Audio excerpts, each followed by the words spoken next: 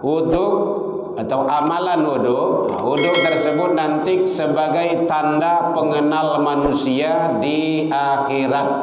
Bang kok kayak gitu, KTP ndak ada, KK tak ada, kartu wale tu. Nampak kok kartu lah ndak ada besok di akhirat tu. SIM ndak ada, stengka, lagi stengka kan. Yang penting KTP lah, pokok tanda pengenal kita tu kan KTP tu. Umat akhir zaman kan tak kenal dengan kau. Kaifa, bagaimana? Ta'arifu, engkau tahu dengan umatmu. Maka qala Rasulullah sallallahu alaihi wasallam menjelaskan bahwa ghurrun muhajjalin balghun min atharil wudu.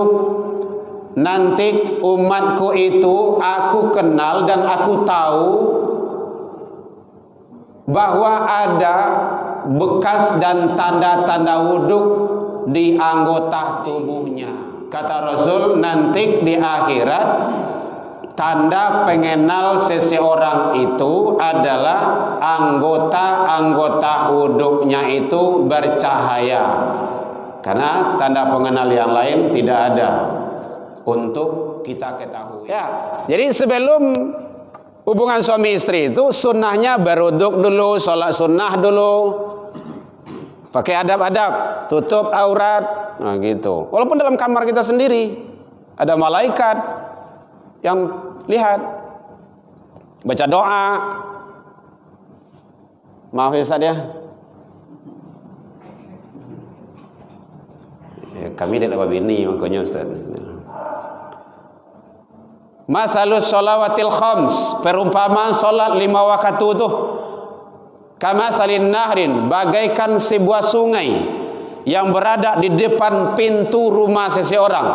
Di muka rumah awak ada sungai. Setiap awak masuk ke dalam rumah tu, awak mandi dulu. Setiap masuk mandi, setiap masuk mandi. 5 waktu, 5 kali awak mandi sehari semalam tu.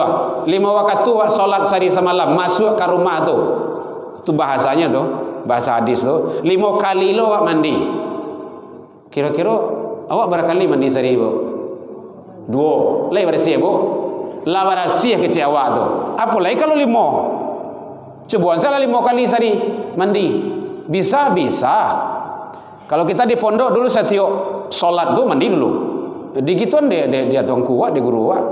Sebelum solat mandi. Sebelum solat mandi. Kan hebat tu. Aku 2 kali saya mandi sehari tu lah bersih tu. Iko lah 60 tahun ndak pernah mandi. Ya Allah, 60 tahun ni duit ndak mandi tu. Indak apa yo lain tu doh. Seminggu so kata-kata awak dibuat tu mah. Ndak kata bu kata-kata. Iko 60 tahun sibuk saja di dunia, ndak mandi.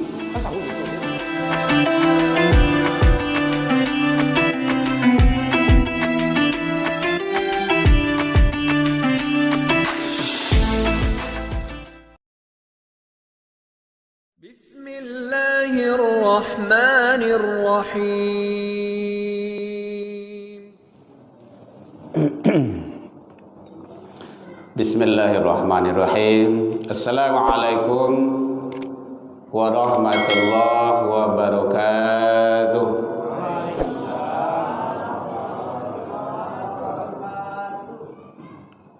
Alhamdulillahilladzi khalaqal insan fi ahsani taqwim. Asyhadu an la ilaha illallah wahdahu la syarikalah wa asyhadu anna Muhammadan abduhu wa rasuluh. Allahumma salli wa sallim wa barik ala hadzal nabiyil karim wa ala alihi wa ashabihi ajmain, amma ba'du.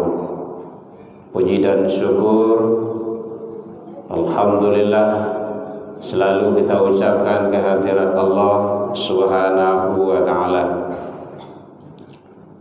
Alhamdulillahirabbil alamin, biidznillah wa qadarullah. Dengan izin Allah kita masih diberikan umur panjang, alhamdulillah. Karena banyak saudara kita yang telah menghadap ke Allah tak kembali lagi, maka nikmat kehidupan ini selalu kita syukuri agar kita selalu menjadi abdun syakurah. Dan kita berharap seluruh amal kebaikan, amal soleh yang kita lakukan semoga diterima di sisi Allah hendaknya. Salawat dan salam kepada Nabi besar Muhammad sallallahu alaihi wasallam. Allahumma salli ala Muhammad wa ala ali Muhammad. Bapak-bapak, ibu-ibu, pengurus masjid, ikhwanul muslimin yang sama kita hormati, yang hadir, Bapak Ibu jamaah kaum muslimin, tokoh masyarakat, tokoh agama, tokoh pendidikan, hadirin rahimakumullah. Kita melanjutkan kajian kita bicara masalah fikih ibadah. Pertemuan kemarin kita membahas hadis-hadis yang menjelaskan tentang masalah pentingnya ibadah wudhu. Jadi wudhu itu ternyata bukanlah sesuatu hal yang tidak bernilai dan tidak bermakna, tetapi sangat luar biasa. Jadi banyak referensi menjelaskan bahwa salah satu saja mungkin kita sudah populer mendengarkan dari guru kita, amalan wudhu bisa mengantarkan seseorang sampai kepada surganya Allah. Kan luar biasa itu. Jadi kemarin sudah 3 hadis yang kita jelaskan. Bagi jamaah Bapak Ibu yang belum datang kemarin, boleh dilihat di YouTube-nya Herman Tanjung.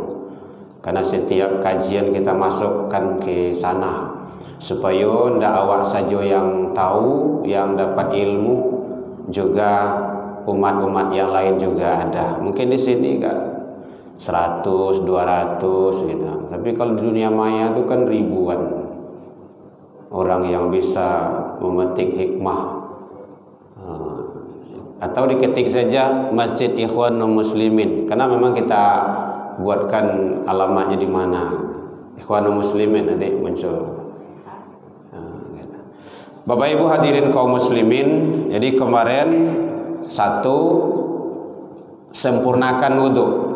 Nah, itu sudah jelas kemarin itu. Karena wudhu sempurna itu salah satu penyebab bahwa seseorang itu betul-betul beriman.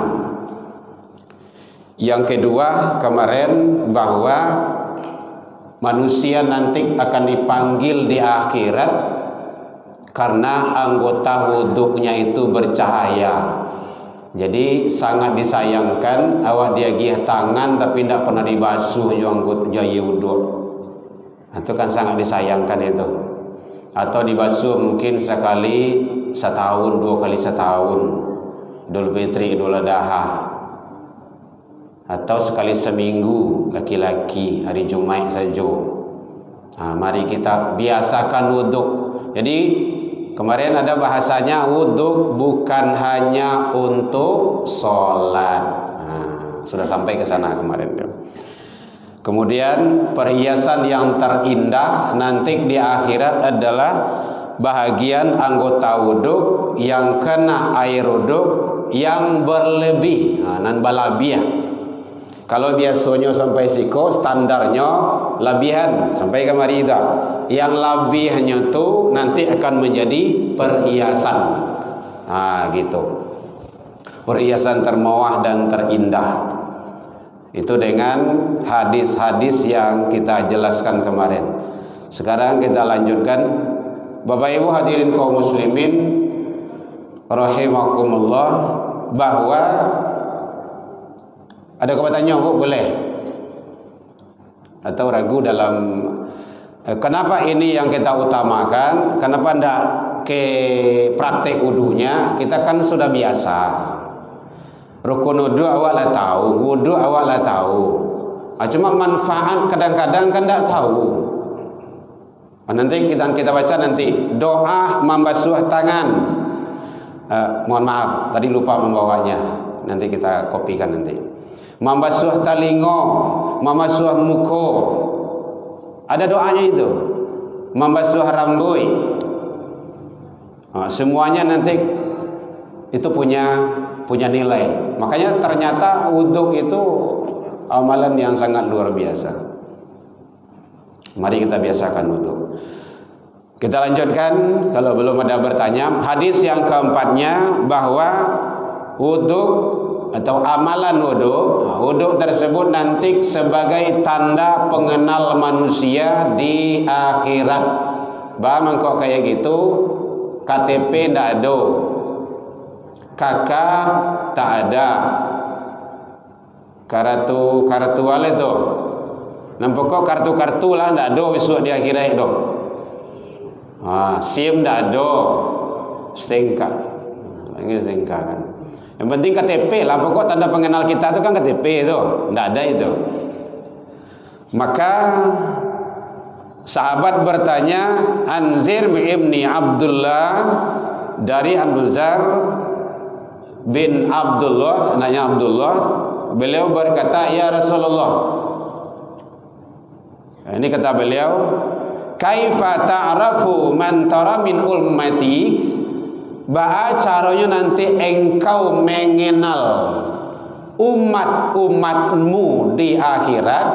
Apalagi kalau awak Bapak Ibu tidak pernah bersebut Rasul, tak ada hidup di zaman Rasul, tidak berjuang bersama Rasul dengan Rasul, tidak kenal dengan Rasul. Kita hanya tahu dalam sejarah, dalam cerita, dalam ilmu.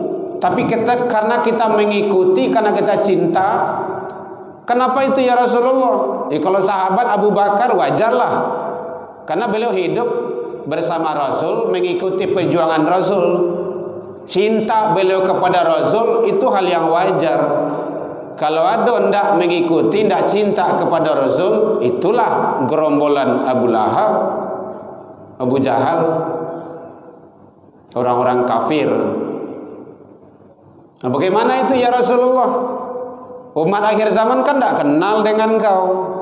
Kaifa, bagaimana? Ta'arifu, engkau tahu dengan umatmu. Maka qala Rasulullah sallallahu alaihi wasallam menjelaskan bahwa ghurrun muhajjalin balghun min atharil wudu. Nanti umatku itu aku kenal dan aku tahu bahwa ada bekas dan tanda-tanda wudu di anggota tubuhnya. Itu nanti dalam hadis dalam riwayat dijelaskan seluruh anggota wudu seseorang hamba yang berwudu itu nanti di akhirat dia bercahaya. Akan penting itu amalan wudu itu, terutama bagi kita sebagai kaum muslimin. Jadi bersyukurlah Bapak Ibu awalnya sebagai orang Islam, orang tua kita Islam, laki dan perempuan, turunan-turunan kita. Nah, kalau saudara kita yang di luar Islam itu kan mereka itu butuh perjuangan. Nah, itu namanya hidayah. Jadi kalau orang Islam sudah beragama, dia itu bukan hidayah lagi. Mengislamkan orang Islam itu susah kok. Berat itu, karena dia sudah tahu, cuma tidak mengamalkannya.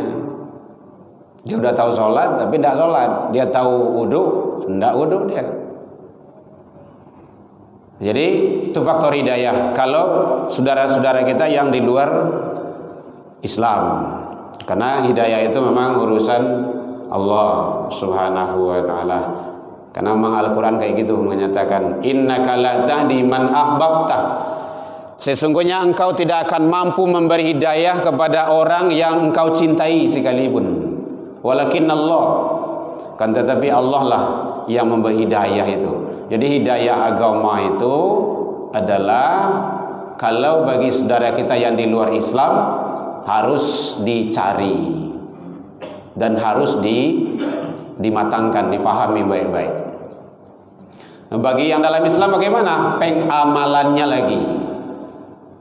Pengamalannya, karena dia memang sudah Islam. Pengamalannya lagi. Jadi kata Rasul, nanti di akhirat tanda pengenal seseorang itu adalah anggota-anggota wuduknya itu bercahaya.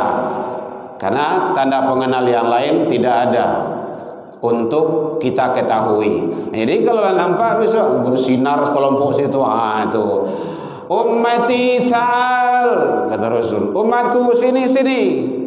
Ini jami'ul umat, gitu. Kelompoknya umat Muhammad. Karena masing-masing nabi itu nanti kan tidak mampu untuk memberi syafaat. Dalam riwayat kan seperti itu, termasuk Nabi Adam sekalipun. Jadi kalau apalagi bentar lagi kita akan buka riwayatnya Maulid Nabi, kan udah hampir itu. Sekarang tanggal 29 28 apa itu? Ya. Jadi bentar lagi kan Rabiul Awal itu. Akan dibuka sejarahnya. Jadi Nabi Muhammad itu luar biasa Bapak Ibu, sangat luar biasa. Sangat disayangkan kalau ada umat Islam tidak cinta, tidak tahu dengan nabinya. Nah, itu sangat disayangkan itu. Karena perjuangan Rasul itu bukan hanya dari dunia, sampai akhirat pun umat nanti akan dibela, akan diselamatkan. Begitu Rasul cinta kepada umat sampai akhirat, bukan hanya di dunia ini. Kan luar biasa itu. Sampai di mahwa baru kenal dengan Nabi kita. Makanya dalam agama itu ada namanya ma'rifatullah. Kalau dalam tauhid, kajian tauhid itu dikaji seharusnya tuh ada ma'rifatul Rasul. Itu harus itu. Bahkan dalam hadis kursi saja Allah menyatakan kalaulah bukan karena engkau ya Muhammad, aku tidak akan ciptakan langit dan bumi beserta isinya. Itu kan luar biasa itu. Kalau Bapak Ibu ingin mencari referensinya, ada dalam kitab Sirul Asrar Syekh Abdul Qadir Jailani, itu ada jelaskan. Mengungkap rahasia alam gaib dan alam akhirat sebelum dan sesudahnya. Kalaulah bukan karena engkau ya Muhammad, aku tidak akan ciptakan langit dan bumi beserta isinya dan seluruh alam jagat raya ini. Berarti adanya ini karena Muhammad Rasulullah. Itu dalam tauhid itu harus dibahas itu. Yang kedua, begitu pentingnya kita. Kata Allah, ya Muhammad, namaku tidak akan disebut oleh hambaku kalau namamu tidak terbawa. Di mana tuh Pak? Syahadat. Jadi tidak bisa main-main dengan syahadat itu. Makanya ada syahadat tauhid dan syahadat Rasul. Nah, ada kaitannya di sini. Begitu Rasulullah. Tidak boleh kita lepas. Makanya durhaka besarlah kalau ada manusia itu yang mengingkari kerasulan, kenabian Nabi Muhammad itu. Tidak bisa kita doa tidak diterima kalau tidak dengan salawat. Enggak terbuka pintu lagi. Makanya dalam doa itu ada salawat. A'udzubillahi minasyaitonirrajim. Itu kayak Allah, selindung kan? Bismillahirrahmanirrahim kayak Allah juga. Alhamdulillahirabbil alamin kayak Allah juga. Allahumma shalli ala sayyidina Muhammad. Atau salatun atau Allahumma shalli wa sallim ala sayyidina Muhammad wa ala alihi. Kan gitu. Dalam khutbah dibawa juga, di mana-mana bawa juga. Nah, baru nanti tutup pula dengan selawat. Bapak Ibu hadirin kaum muslimin, jadi ternyata amalan wudhu mampu memberikan yang terbaik, yaitunya menjadi tanda pengenal kalau ndak pernah berwudhu atau wudhu jarang, ya redup-redup lah besok cahayanya tu hijau-hijau lampu tu. Oh, payah. Kan nampak bintang hijau-hijau dah kan. Kadang padam, kadang hijau lah seketik. Apalagi kalau ada kainan kalam kan, nampak lagi hijau-hijau kainan kalam tu kan. Komat tua gitu. Ndak bercahaya. Tapi kalau wudhu selalu, makanya Bapak Ibu jamaah, kita sering menyampaikan kepada jamaah kita, wudhu bawa kemana-mana.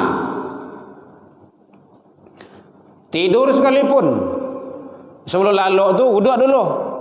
Awak kan payah tu, pergi buang air ketek, ke toilet, ke WC gitu kan. Wudhu langsung. Kalau nenek-nenek, ayah-ayah dulu kan mengisian basuh kaki, basuh tangan lu, baru lalu. Sabananya ndak basuh kaki, basuh tangan saja tu doh. Wudhu.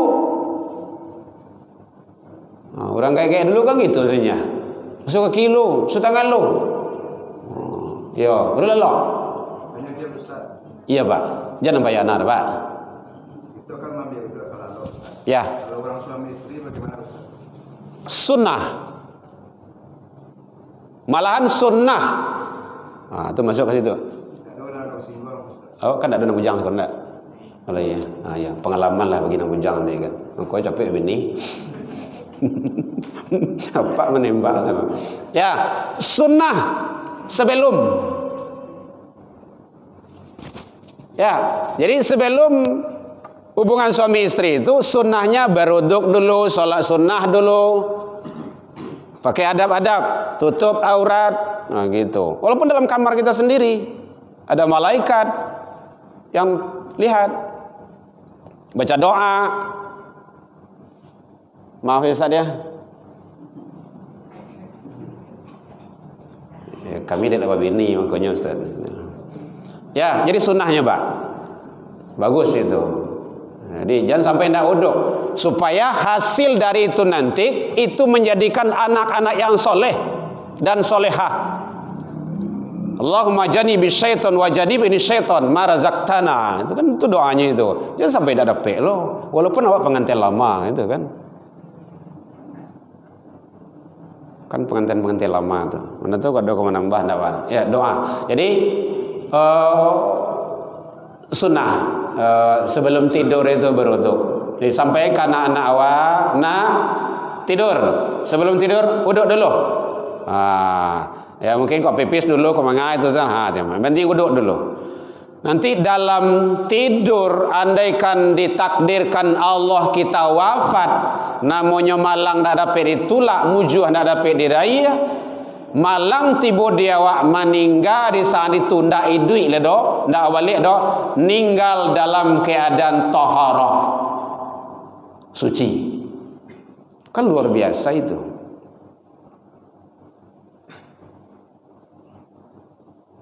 Ada tanya Ibu? Boleh? Iya Pak. Tanya betul kan? Iya Pak. Salat muka karena dia ada surau. Iya. Kalau doa kau ambil doa saya dan baca ya. Iya. Dan sudah itu ini kau basuh tangan berdoa. Iya. Basuh kaki berdoa, basuh hidung berdoa, Iya. mulut berdoa. Iya. Ini kikir dan salam muka apa kikir dari kami terjadi? Oh, ada Pak. Ya. Ya. Dah ikut mendapat dulu. Ya, ya. Itu doa. Itu hukumnya sunnah baca doa itu. Jadi yang wajib wudhu atau fardu wudhu itu kan 6. Nah, itu Al-Maidah itu. Kan idza kuntum ila shalah fagsilu wujuhakum. Kapan kalau dibahas tuh sampai yang buka peci sih kata. Basuh wajahmu. Sekarang doa-doa itu di dalam kitab, kalau Bapak ingin melihat boleh, Mukhtasar Ihya Ulumuddin Imam Al-Ghazali. Itu ada dijelaskan di sana itu. Saya lupa membawa tadi. Sudah berniat, memang kita sengajakan untuk jamaah-jamaah kita kopikan, kita bagikan. Kalau kurang kopinya bantu saya di sini perbanyak nantinya gitu. Mudah-mudahan pertemuan berikut insyaallah terbawa. Jadi baca muka ini simpel saja. Allahumma bayyid wujuh. Ya Allah, putihkanlah wajahku tak kalah wajah-wajah orang yang nanti di akhirat itu luar biasa. Tidak terbayang dia awak dah. Orang-orang yang hitam wajahnya. Ya, hitam tu macam-macam. Mungkin tak pernah dibasuh dengan wudu.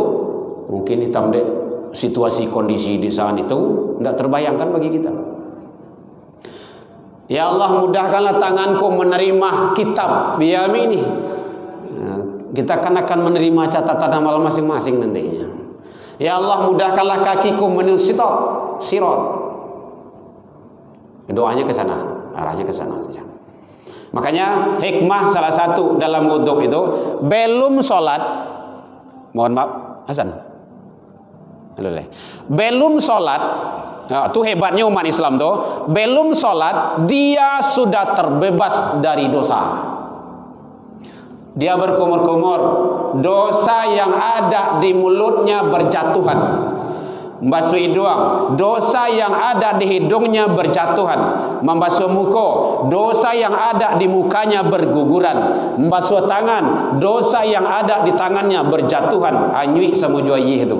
Seluruh dan setiap anggota wuduk itu yang dibasuh dengan air wuduk, maka dosanya berguguran. Di sana dosanya dosa kecil, ya, dosa besar enggak. Kalau syirik tetap taubat. Nah, gitu. Durhaka sama orang tua tetap mohon redha orang tua. Karena nanti kan ada itsmun kabir, dosa-dosa besar itu. Itu dosa kecil maksudnya. Belum sholat itu. Belum sholat. Wudu saja baru kita sudah mendapat nilai kebaikan, dosa kita sudah berjatuhan, berguguran. Kan luar biasa itu. Apalagi kalau sholat. Mathalus sholawatil khams, perumpamaan sholat 5 waktu itu, kamasalin nahrin, bagaikan sebuah sungai yang berada di depan pintu rumah seseorang. Di muka rumah awak ada sungai. Setiap awak masuk ke dalam rumah tu, awak mandi dulu. Setiap masuk mandi, setiap masuk mandi. 5 waktu, 5 kali awak mandi sehari semalam tu. 5 waktu awak solat sehari semalam, masuk ke rumah tu. Itu bahasanya tu, bahasa hadis tu. 5 kali lo awak mandi. Kira-kira awak berapa kali mandi sehari, Bu? 2. Lai bersih, Bu. Lah bersih kecil awak tu. Apa lagi kalau 5?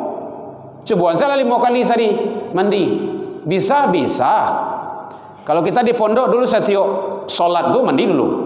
Di gituan dia tuang kuat, dia guru kuat. Sebelum solat mandi. Sebelum solat mandi. Nah, kan hebat tu. Aku 2 kali saya mandi sehari tu lah warasih tu. Tu. Ikolah 60 tahun ndak pernah mandi-mandi. Ya Allah, 60 tahun ni duit tidak mandi-mandi tu. Tidak kepayo lain tu tu. Seminggu so kata-kata awak dibuat semua.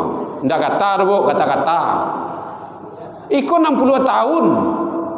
Sibuk saja di dunia. Tidak mandi-mandi. Kan sama gitu tu. Itu belum seberapa itu.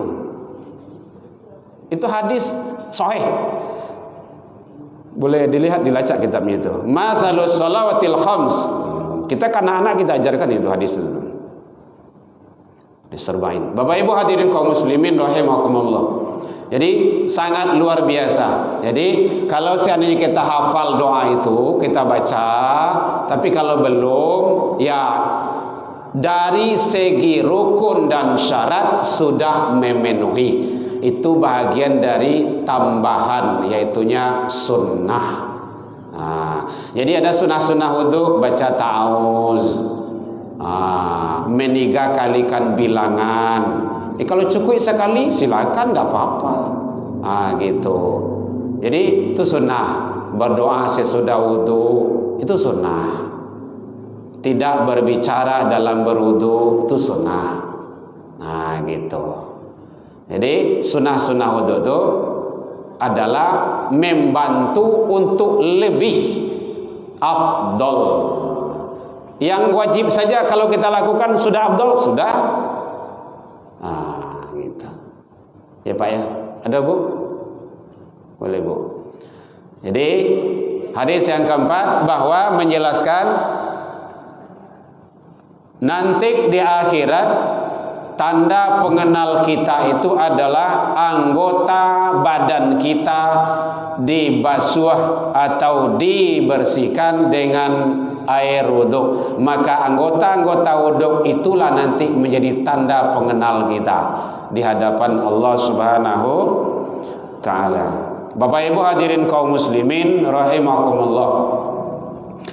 Hadis yang kelima, wudhu bisa mengeluarkan dosa dari seluruh jasad yang ada pada kita, terutama anggota yang dibasuh dengan air wudhu tadi. Tadilah disinggung seketik itu. Man tawadda, siapa yang berwudhu, fa ahsanul wudhu, lalu membaguskannya, menyempurnakan. Jadi kalau makanya sempurna wudhu tu, membasuh tu memang basuh sampai basah. Kemudian kharajas khatayah min jasadih, maka setiap anggota yang dibasuh itu keluar dosa-dosa dari anggota jasad seseorang tersebut, hatta takhruju min tahti azfari, sampai dia bahkan sampai ke bawah kuku sekalipun. Andai kan ada dosa di bawah kuku, itu nyemalancin keluar tu. Dia tu de air wuduk tu. Begitu hebatnya wuduk tu. Jadi seluruh anggota yang kena air wuduk itu dosanya berguguran, berjatuhan seluruhnya. Ini hadis yang ke-5 dari Utsman bin Affan. Utsman bin Affan itu kan termasuk sahabat, khalifah, dan orang terdekat dengan Rasul. Bapak Ibu hadirin kaum muslimin rahimakumullah. Itu hebatnya amalan duduk.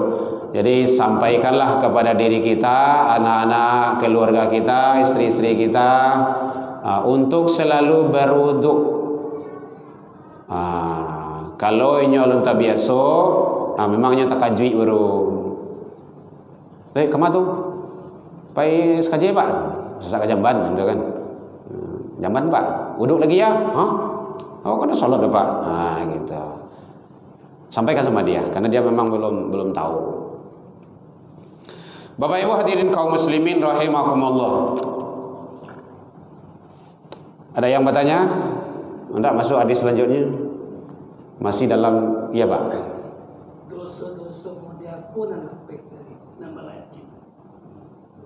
Dari anggota wudhu tadi. Iya, dosa-dosa apa? Udah Pak.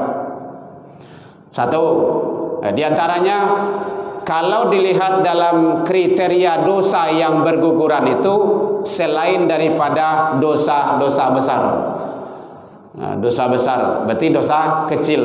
Maka tidak ada dosa yang kecil kalau ditumpuk terus. Tidak ada dosa yang besar kalau diiringi dengan istighfar dan ibadah. Gitu.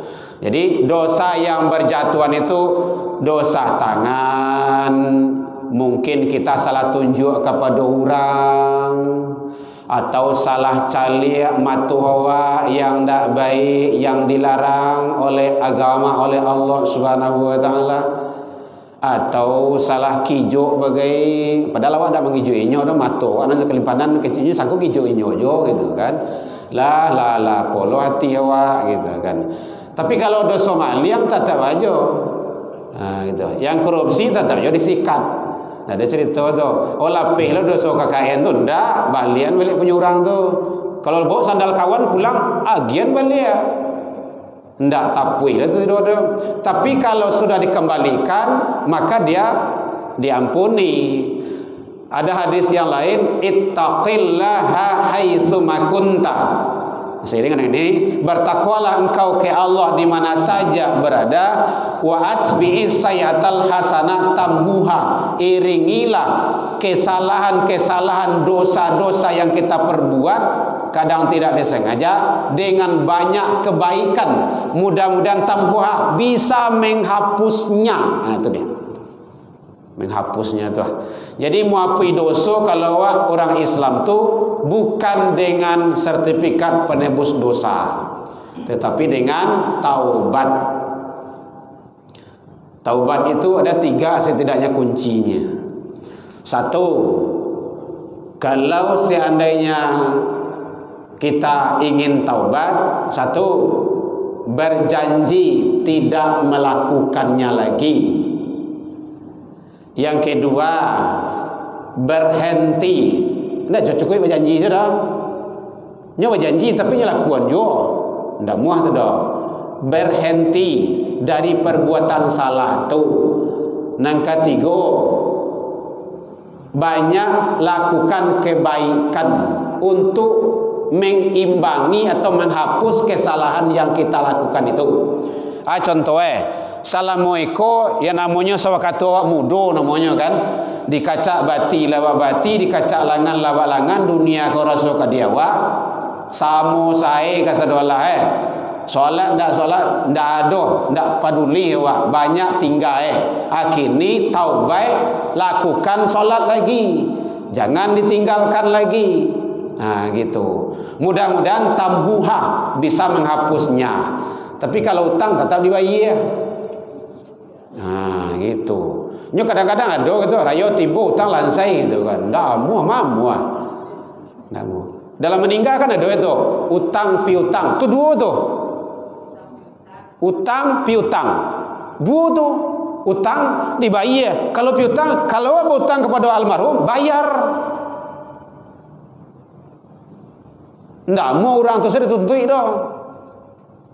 Itu namanya utang piutang tu. Itu ya Bu ya.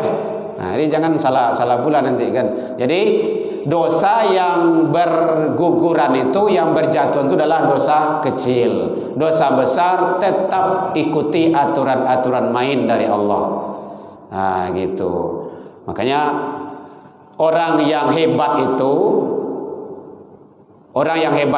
orang tauhid itu sebenarnya menjauhkan dosa besar, menghindarkan dosa kecil. Dosa-dosa kecil mungkin awak kadang-kadang kan biasanya itu pakai sandal.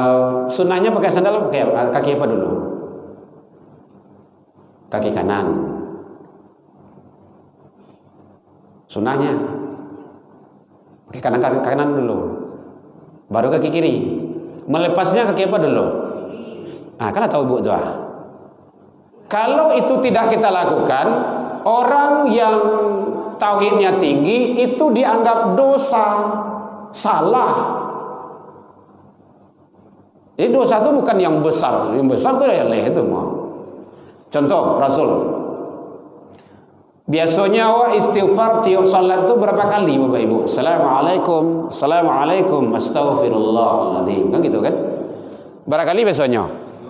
3 kali. 3 kali. Salat yang fardu 5. 3 kali 5 15. Lebih kurang 5 balik kali awak mohon ampun istighfar kepada Allah. Yang lain gua? Yang lain salat. Kalau salat kan kurang tuh mah. Nah, gitu. Kemudian, ya kadang-kadang siap salat sunat, lah gitu kan. Tambah loh. Enggak lah 30 ah, 40 ah. Rasul dalam satu hadis, wallah, demi Allah, inni la astaghfirullah wa atubu ilaihi fil yaum. Mohon ampun ke Allah, istighfar ke Allah sehari semalam min sabini marrah, 70 kali. Dosa sudah dapat jaminan ampun, surga sudah dapat jaminan surga, akhlak baik, apalagi yang kurang bagi Rasul? Tidak ada. Kok begitu banyak beliau mohon ampun, istighfar? Maka dalam ilmu tauhid, orang-orang tauhid memahami, orang tasawuf, beliau khawatir andaikan ada hati itu lalai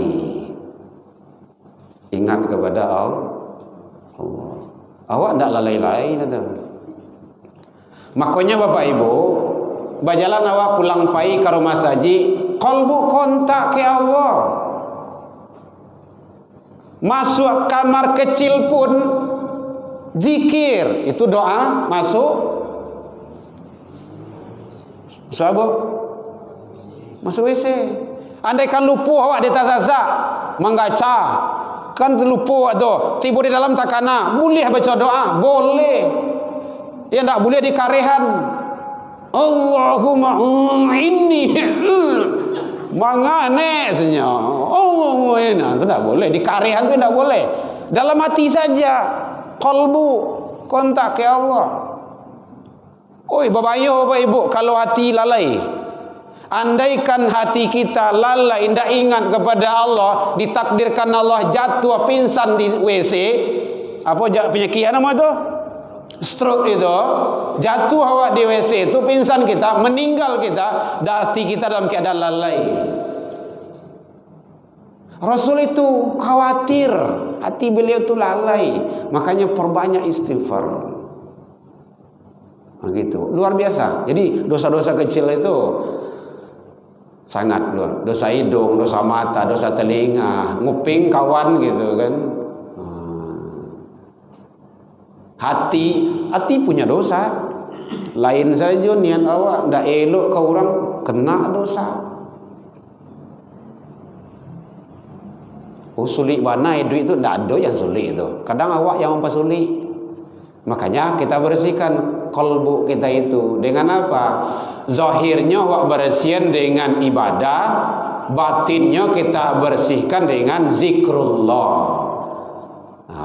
Hakikat ibadah itu juga zikrullah, gitu.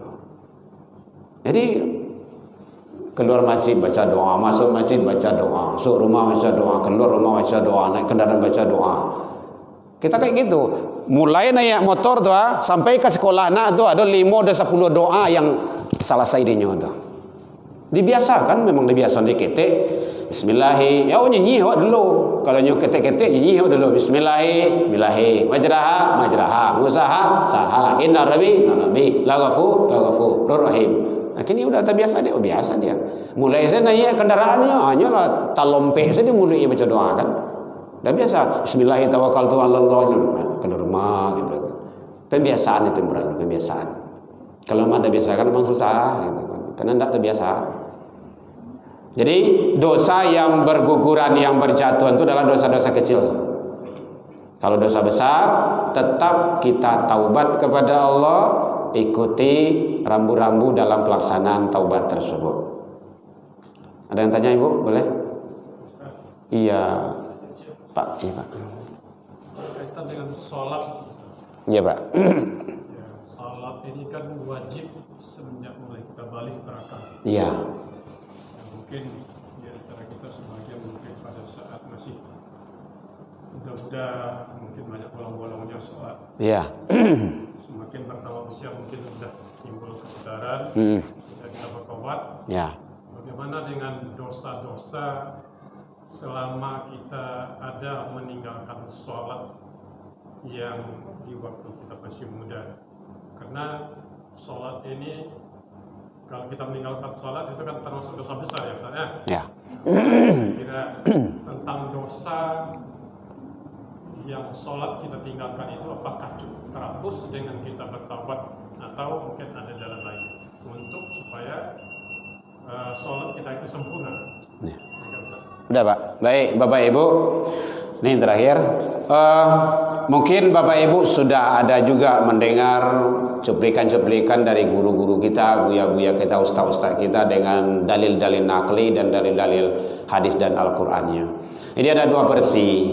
Jadi yang pertama ada memahami bahwa kalau Aisyah dulu kan meninggalkan puasa kemudian di Ramadan itu apakah kami juga mengqadha salat dan mengqadha puasa? Kata Rasul, tidak, puasa saja diqadha, berarti salat tidak. Kemudian juga ada juga yang menyatakan harus diqadha, namanya itu harus dilaksanakan. Nah, kalau seandainya memang kita ingat dan kita tahu sholat apa yang kita tinggalkan, tapi nanti kan teknisnya kan berbeda, dan itu pelaksanaannya juga nanti akan berbeda. Kalau seandainya memang sholat apa yang, contohnya kan kita tinggal sholat subuh, bagaimana teknis pelaksanaannya? Sholat subuh sampai rakaat, besok pagi kan tidak mungkin.